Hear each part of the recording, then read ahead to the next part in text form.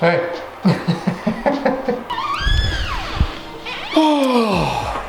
What's going on, boys? Welcome back to the vlog. Welcome back to the channel. My name is Jordan with Exotic Whips. Thank you very much for watching. Anyway, today is, we're getting back to the random install videos because I have a few parts that I've been meaning to install on my E36 M3.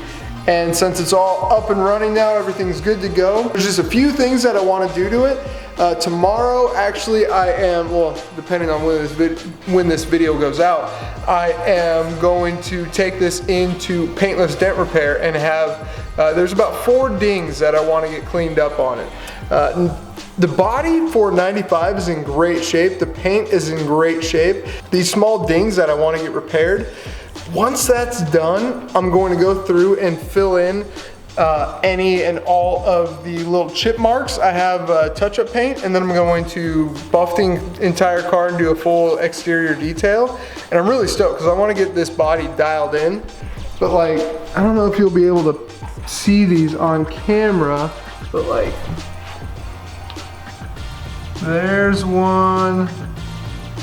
Depending on how you look at it, you kind of see it. So there's one there.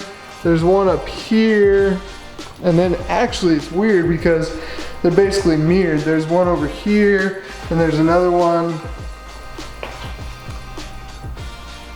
right there that you can just see.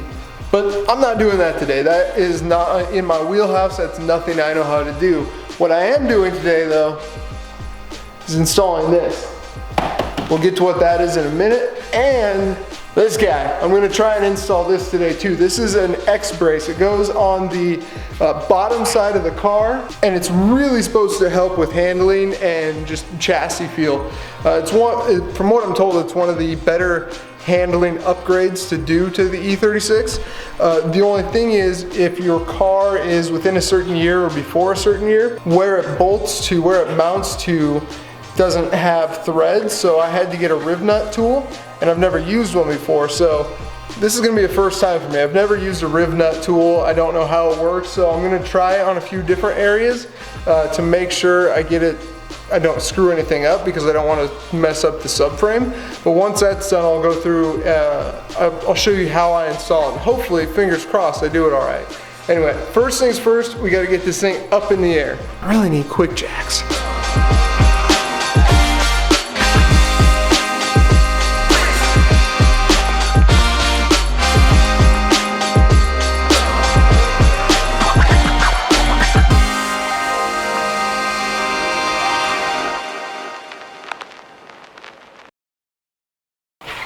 Alright, so what we have behind me is the Turner Motorsport skid plate. You guys know I'm running the S54 in this. In order to run the S54, you have to have an oil cooler. The oil cooler that I have, I don't know if there's any other place to mount the oil cooler, but my oil cooler is right below the radiator. So I'll show you where that is and why I got this. Alright, so my oil cooler is right there, which is basically even with my lip. So if I bottom out on anything or come close to anything, there's a chance that I could rub that oil cooler, scrape that oil cooler, and I want to protect that. The skid pad or skid plate, it's not the prettiest piece, but you know, in all honesty, I don't think it's meant to be either. The skid plate, it's going to get scraped, it's going to get rubbed. I don't know what install looks like on that, so I'm gonna have to research that. I do know X-Brace is going to take a little bit more time for me to look into doing. Once I figure out the riv nut tool, which again, I know it's probably simple to some of you guys, but I've just never used one. Once I figure out the riv nut tool, that X-Brace should be really simple. So here's the front subframe cross brace. So the X-Brace will mount into, I don't know which one exactly because I haven't measured it up yet, but one of these holes.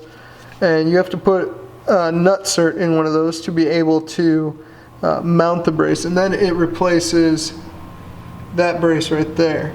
And it'll mount into those mounting locations. So for right now, what I have to do is insert the nutserts into one of these holes. I'll show you which one it is when I figure it out. And then I can take off that, I don't know what brace that is, chassis brace, I'm not sure. And then replace it with that, the X-Brace.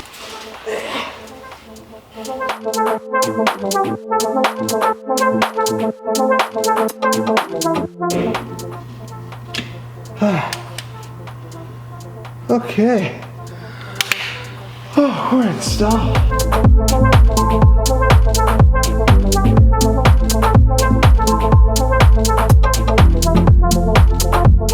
Oh, success. The X-Brace isn't really that difficult of an install. The only part that held me up was the nut certs. I actually didn't need to go get that drill bit because the nut certs that came with the tool that I bought actually worked for the the subframe just fine.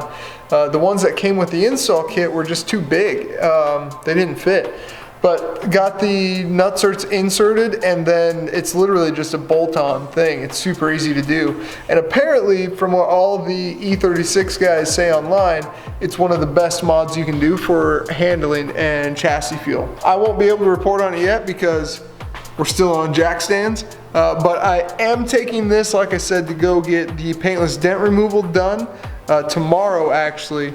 So hopefully I'll have a little bit of a driving experience for you guys. But man, after paintless dent removal, there's a lot more coming up after paintless dent removal. I still have to install this. I didn't get time to do that because that requires a little bit more modification. I have to actually do some drilling and stuff. So that I'm going to do when I have more time and I don't have to get to PDR first thing in the morning. With that being said, guys, I'm gonna wrap this one up. If you're new to the channel, smash that subscribe button. If you're here for E36 content, I have a ton more coming up with this car. Smash the like button and I will see you guys on the next video. Peace.